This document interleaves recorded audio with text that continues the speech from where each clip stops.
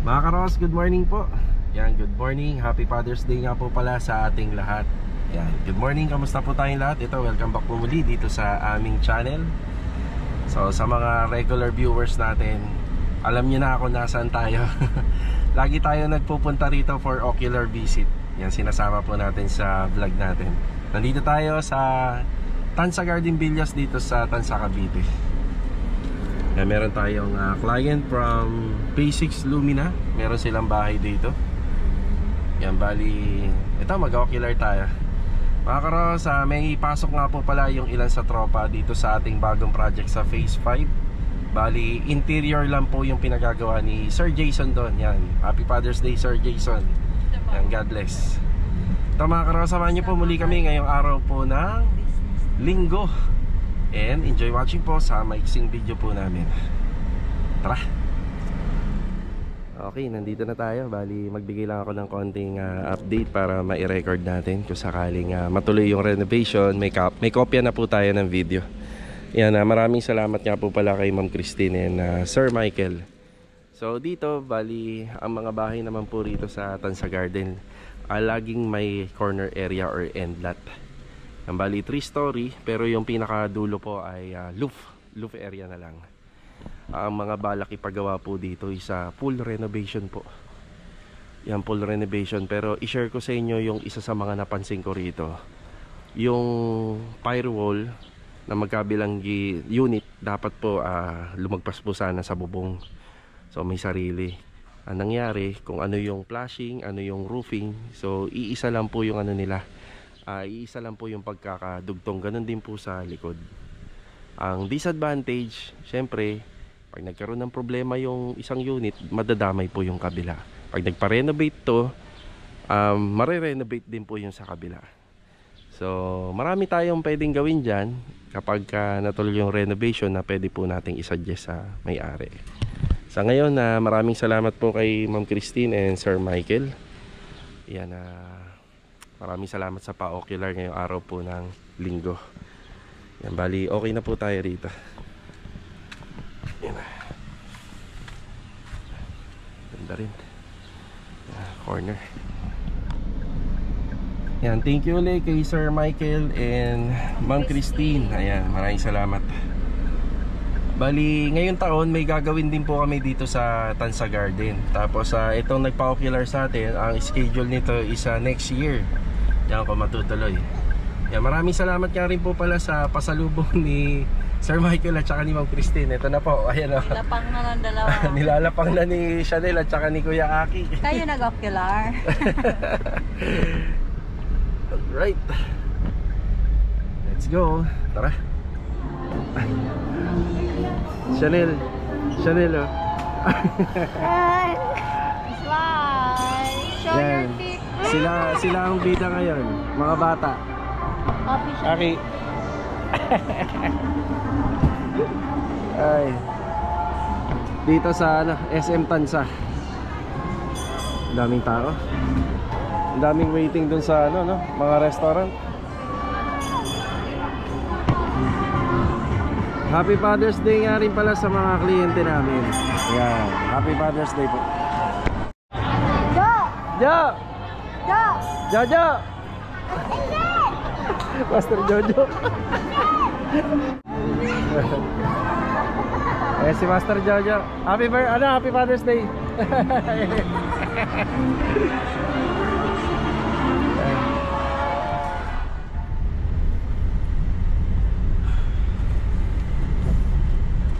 Okay, tapos na yung ating pamamasyal. Yan, kasama yung ating pamilya. Okay, nandito tayo sa Phase 5. So yung mga unit naman na ginagawa natin dito halos paulit-ulit na. May mga corner area or townhouses or row houses. Yan naman yung mga project natin dito sa Lumina. So dito kailangan natin mabigyan ng update para mapanood po nung nagpapagawa. Kung maalala nyo, meron kaming project dito na turn over noon. Bali 54 square meter po yon na single firewall.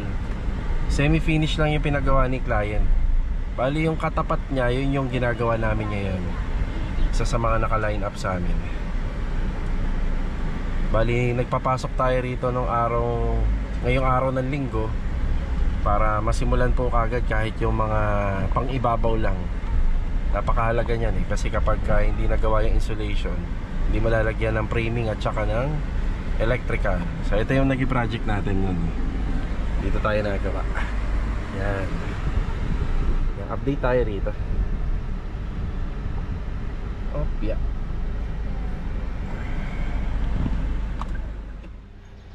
Okay, magandang araw po sa aming client dito na si Sir Jason. Magandang araw po. And happy Father's Day. Bali, 3 yung gumagawa rito ngayon. Yan na. Endlot corner. Tapos medyo naka-elevate po yata ng to. Tatansyahin ko nasa 60 to 80 cm. Simula rito sa sidewalk. Maganda rin yung mga ganyan, syempre iwas baha. Tsaka mas maganda rin na medyo mataas. Pero disadvantages niyan kasi kung pumantay po yan dito, madali ka makakapag-park, diba? Makakapag-park ka ng motor, madali. So eto, kapag ka pinarenovate niya tong gilid harapan, kailangan may rampahan. Yan, may mga materialis na tayo rito na pauna. Kuya Boy, happy Father's Day po, Kuya Boy. Happy Father's Day din po, and good afternoon. Yan, good afternoon kay Kuya Boy. So, dito wala pa kaming ginagawa. Pero ito po isa mababaklas. Papapalitan natin ng malaki. Yan, mas malaking breaker. Bali aabot ng 9 branches. Yan, abang lang muna tayo. Pin light, strip light, at saka center light. Dito may cove ceiling tayo. Yan yung mga pauna materialis natin. May semento, may adhesive, may 9mm na Kaizen board. Tapos pang partition, pang ceiling, yan yung meron tayo. Pang ceiling at saka pang partition na drywalls. Sa tiles, wala pa po tayo munang pinapa-deliver. Yan na, medyo magsisiksikan na rito. Happy Father's Day, Adonis! Father's Day Yan na. sa mga ama. Yan. Tsaka kay Bilog, Happy Father's Day, Bilog! Father's Day. Yan ang unang pinagagawa natin dito, kaya pinatrabaho kagad natin to. Nagpalagay na po kagad tayo ng foam insulation. Ayun yan, foam insulation. Yan, may foam insulation siya na 10mm double. So pag sinabing double, side by side. Tapos nagpalagay tayo ng Kaizen board pa. Yan, doble. Doble po yung pinalagay natin dito. Tapos ang ano natin, ceiling framing is a PVC panel finish. Yan, kapag ka natapos nila to, dito naman po gagawa si Kuya Boy para sa electrical. Ayan, papansin nyo sa sahig, may marking na ako rito ng actual na magiging laki ng kwarto. Yan. So may pag-akyat, may hallway siya rito. Tsaka dito banda, may hallway, madadagdagan yung handrail. Yan. Tapos dito balang araw, pwede maging pintuan. Sa aircon, yan, magpapalagay tayo dito banda at saka dito banda sa aircon. Yan. Yan, ceiling framing gamit yung mga metal paring at saka carrying channel.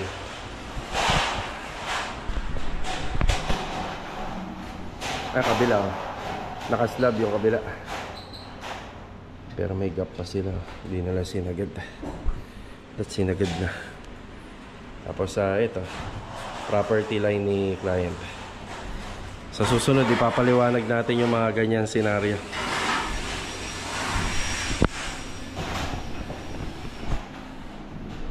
Ganyan po yung alin.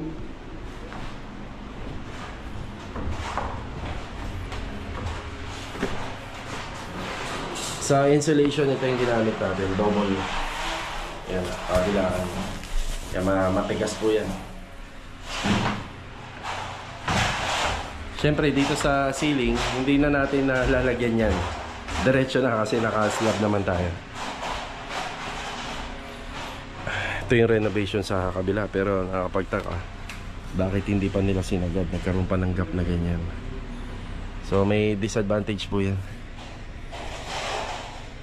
Siguro hindi maganda yung alignment nito.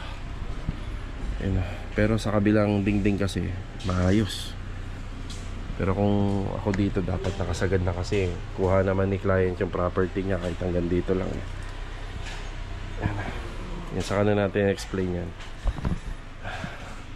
Bali yung mga trabahong gagawin dito, full renovation nitong 42 square meter na floor area. Ito yung floor area, itong kinatatayuan natin at saka dun.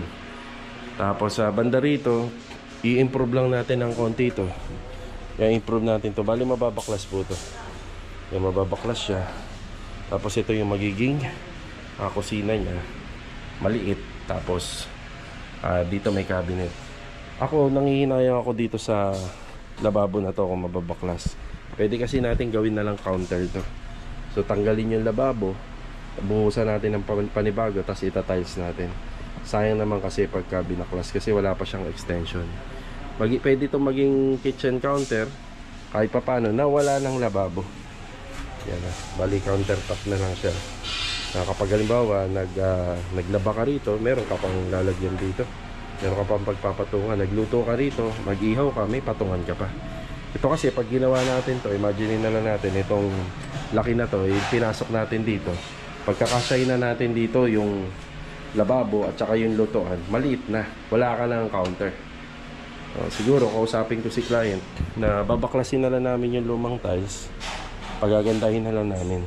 Sayang naman kasi doon sa mga gawa namin, binabaklas namin. Pero kapag tuluyan na nagpagawa si client owner ng extension, itong bandang area na to, luluwag na, hindi niya na kailangan to. Madali na lang siyang baklasin. Tapos sa TNB, itong TNB, full renovation din yan, pagagandahin natin. Nandito yung kanyang TV console, naka-cove ceiling, tapos nandyan yung sofa niya. Tapos dito may ilalagay tayong design na hindi pa natin nakikita doon sa mga ibang project natin. Papalitan din natin ng aluminum to. Tapos 2 bedroom sa taas with PVC ceiling panel. Ito naka PVC ceiling panel din yan na may hard deflex. Ito PVC ceiling panel, bali kompleto siya, lahat papalitan bago. May LED, may water heater, may exhaust, may pin light. Tapos floor to ceiling yung tiles. Sa stairs, ganun din, naka tiles tayo. Then may konting renovation na gagawin tayo dito para gumanda at tumibay. Tapos meron siyang cabinet sa ilalim. Mag-aabang kami ng mga additional na saksakan. Tapos dito syempre kailangan may bubong to.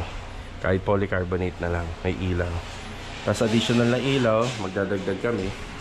Tapos dito, ganun din, maglalagay kami ng faucet. Tapos maglalagay din po kami dyan ng additional na saksakan. Yung mga nakikita nyong phyllox or markings natin yan, mga additional na outlet yan. Siya nga po pala, sa ganitong klaseng renovation, interior lang. Bali, hindi po kasama dito yung pagpa-flooring ng harap. Pinagbabawal po yan dito.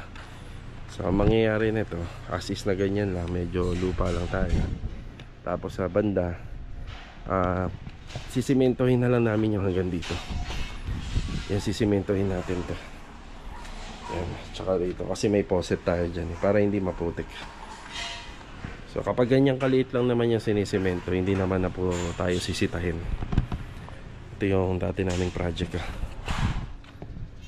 Yan, nag-iipon lang si client dito. Tapos si Papa full renovation niya na rin po to pag nagkataon.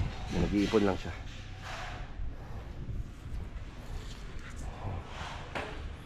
Okay, bali yan, si Kuya Boy, si Bilog, at saka si Adonis. Sila lang po muna nagtatrabaho dito. Tapos, ang balak po nung iba na gumagawa rito, i-overtime po araw-araw. Ayan, naumpisahan na. Yan lang naman yan, kapag naumpisahan na yung ceiling framing doon, nakahabulin na po yan ni Kuya Boy dyan sa taas. So, maglalatag na siya dyan ng electrical.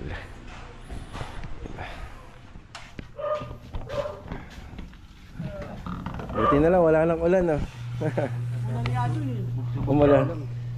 Tapos lang. Tao. I-ano niya, wala akong barya. Ayun yung sahod niya. Wala akong barya, i-ano niya na lang. Hati-hatiin niya na lang. Thank you sa inyo ha. Sige. Ano, otihan natin yan. Araw-araw. Araw-araw oti yun. Pero ikaw Kuya Boy, pwedeng ano? Uwi mo na akong bahay, buka akong gamit. Sige, sige ha. Kasi dinadala ko lang dun, yung gamit lang dun. Kasi mabigat eh. Basta may diretso na kami ron. Diretso na kayo. Kukumpletuhin ko na yung mga gamit. Okay, ingat. Thank you, thank you. Yeah, uuwi sila nang hindi umulan. Kanina pa umulan.